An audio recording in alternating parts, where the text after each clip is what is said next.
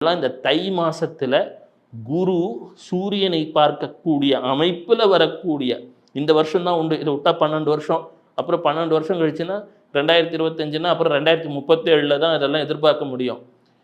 இந்த வருடம் இந்த தை மாதம் அனுதினம் சரி எங்களால் ஆலயத்துக்கெல்லாம் போக முடியல, என்னங்க ஐயா பண்றது? செல்ஃபோன் எடுத்துக்கோங்க, மகாலட்சுமி அஷ்டோத்திரம்னு இருக்கு, மகாலட்சுமி அஷ்டகம்னு இருக்கு. எடுத்தீங்கன்னா உடனே அந்த அன்னையின் 108 நாமங்கள் அரண் போல காப்பாற்றக்கூடிய நாமங்கள் காலையும் மாலையும் கேட்க துவங்குங்கள்.